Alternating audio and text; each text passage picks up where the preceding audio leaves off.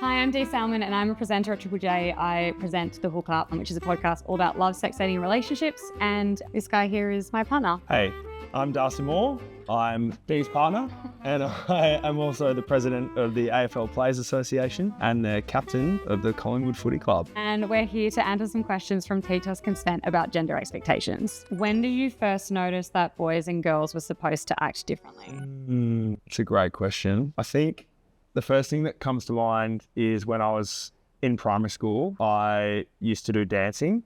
Me and my sister had an older sister and we both loved to do dancing. I think by the end, I did it till I was about 10. I think my last year or last couple of years, I was the only boy in the dance school. At the time, looking back, I just loved the attention of being the only boy and being on stage. Still does. Nothing's changed. Nothing's changed. I reckon it was really young. I just felt like the boys had specific things that they would do and play with. And the girls, it was so obviously dolls and Barbies and Bratz dolls. When you go into primary school, it gets even worse. It was such a divide. The guys would go play sport at recess at lunch, and then the girls would sit in a circle on the oval. Yeah. Have you ever felt pressure to act a certain way because of your gender? I feel like my brain's already in school spaces. It really cemented in high school. In primary school, I didn't really care about what I looked like. And then I think in high school, it was a really big noticeable difference that I had to look hot. Start wearing makeup. And I remember all of the girls that the guys liked had really huge boobs and wore really short skirts. And then when I started school, it was I wasn't like that. Didn't develop till I was 18. And so I just remember feeling so much pressure to look like that to try and get guys to like me. And so I used to wear heaps of makeup and wear bras and really had them and make it seem like I had boobs and wear short skirts to try and get guys' attention. Where it was so much innocence before that. And then it was now I'm supposed to, guys are supposed to want to have sex with me and they're rating the girls of who's hottest and it just felt like this social pressure to adhere to that. Yeah, that wasn't there before. It was never there before. Yeah. What expectations around gender do you see in your industry and life, and has it gotten better recently? The pretty straightforward one is that I think men and even athletes, footballers in our culture are symbols of strength, power, resilience, being stoic, being tough, all those sorts of things. It's footballers are very much the archetype of men. That's an expectation in the industry, is that you act like that and that you are like that. And also the game demands it. The best football is played when it's tough and resilient. So yeah, that's definitely an expectation. I think the expectations on young guys that come into the system now is that, yes, you can handle all the physical demands of the game and be tough physically, but also there's this whole layer of scrutiny and pressure and identity wrapped up with being an athlete, thinking that your success as an athlete makes you a good person, and if you're not successful, you're a bad person. Young guys dealing with that and unpicking that is really important. Having a non-athletic identity is really important. What I've seen more recently is a lot more literacy around understanding how to develop those skills. And so much of it is self-awareness and emotional awareness, understanding what is your motivation and how, if you're experiencing chronic stress or anxiety, having the self-awareness to deal with that, understand it and seek help. As a Players Association, we provide so many professional wellbeing resources, psychs, counsellors, all those sorts of things. And year on year, I've seen the numbers, uptake is just increasing every year, which tells me that guys are taking that step to get help when they need it. Even if you're thriving, even if you're struggling, it doesn't matter. It's brushing your teeth, checking in with your emotional state. It's part of your routine. I think that expectation around gender in my industry, but I guess across the board, a lot of women deal with this in their lives anyway. I feel a lot of emphasis on women is how they look and present themselves and how they come across. And I think that in media, which is what I'm in, it's a woman will get trolled for wearing the wrong colored shirt or lipstick or looking a bit tired that day or wearing not enough makeup or too much makeup. I think now especially there's a lot of expectation for women in media who are doing a lot of video content to not age. It's this huge pressure for women to get cosmetic work done in order to feel like they're young on screen. And I just feel like across the board, social media has made that like exponentially like so much worse for women and girls. And there's so much pressure on having a perfect face, whether that's getting work done or using filters or makeup. I just think that it's this really sexist double standard that exists in our industry where men could wear the same outfit every single day and no one would care. And I don't think it's gotten better. I think it's gotten worse. Any reason? I think social media has made it like so much worse. I think that like now I'm seeing young girls who are like 19, 18 getting Botox for like preventative reasons. That would never have been a thing before. And that's solely come from pressures on TikTok and Instagram. I think it's definitely getting worse. I think that's a really important one for like young guys to understand, even like for the girls in their life, whether they're friends or family members or whatever, like to actually think about that. Like how much time and attention and mental energy goes into how women look versus you if you're a bloke. Like even just that fact and like asking why. What advice would you give to people feeling restricted by their gender expectations? I think the other bit of advice I give to blokes and men or boys who like not being able to be super resilient all the time and feeling like they're experiencing extreme emotions, whether it's stress or anxiety or fear or whatever it is, overwhelm in general, and don't feel like they can just get on with it. I suppose it would be like reach out to the people around you for support. Take the time to practice self-awareness. Take the time to reflect on it. Reach out to people around you for support, as well as reaching out for professional support, whether it's like a school counsellor or trusted adult in your life. Those conversations are difficult and they're a bit of a skill that you have to learn. And when you're young, it can be really terrifying, but that would probably be my advice, is like start with the self-awareness to understand what you're going through, and then that'll make it easier to reach out to others because you'll be clear about what you're going through and how you're feeling. What pressure of being a man do you wish you didn't have to deal with?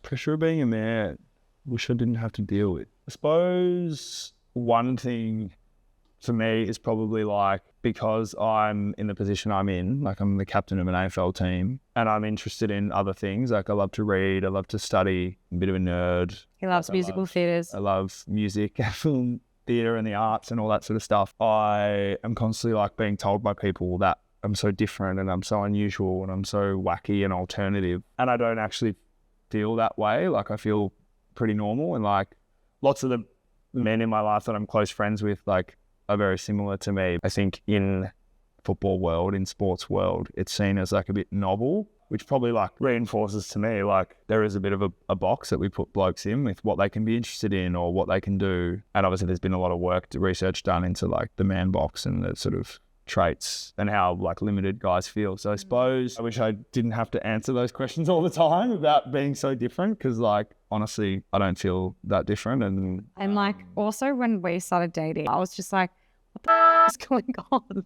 Like why are people so shocked by this? Like I found it so bizarre that it was like this huge cultural conversation that people were like, oh my God, can you believe he likes reading?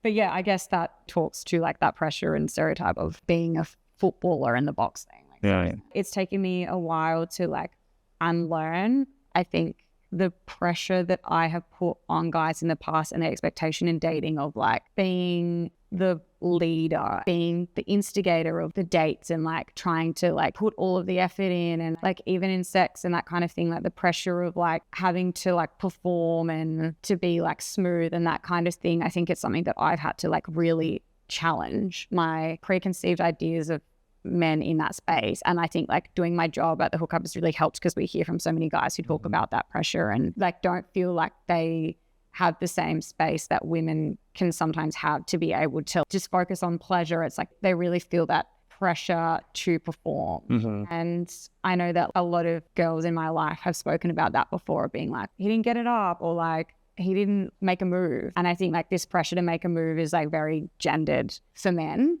That shouldn't be the expectation. The other day I was having a conversation with a guy at work who was like, oh, I actually like don't like having sex unless I have a really strong emotional connection with the person. But like that's just so not the expectation that we have of guys. It's like the expectation is like, oh, guys are just like everyone. But it was just like really nice to hear that. And I think that that should be like normalized more, and for like guys talk about that a lot more. How do you think ideas around masculinity can harm men and the people around them?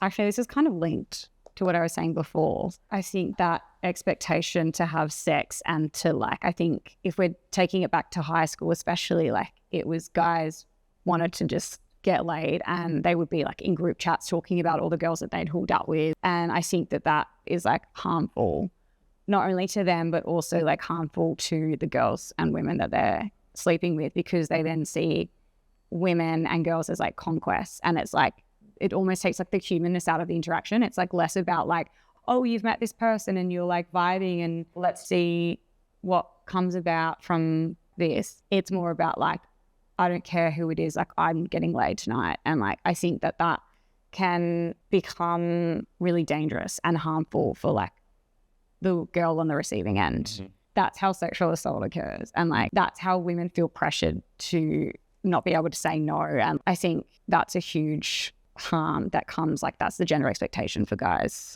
We don't talk about guys with their body count in the way that we talk about women. Like for women to have like a high body count, that's seen as a negative thing. But for guys, it's like celebrated, you know? It's like cool. It's like cool. Yeah.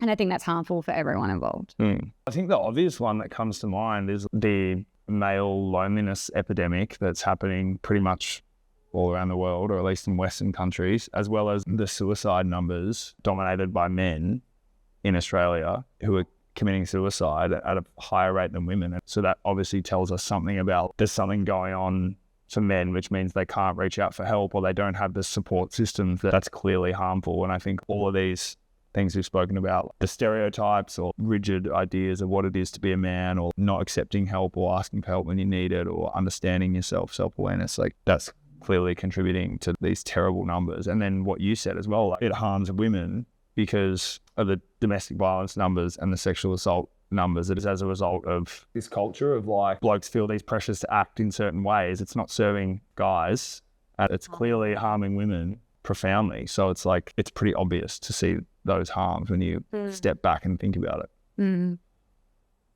How can we help men express their emotions without fear of judgment? It's important, like particularly with young people, to teach them the skills about having these conversations. So skills about how to ask people if they're okay as a guy.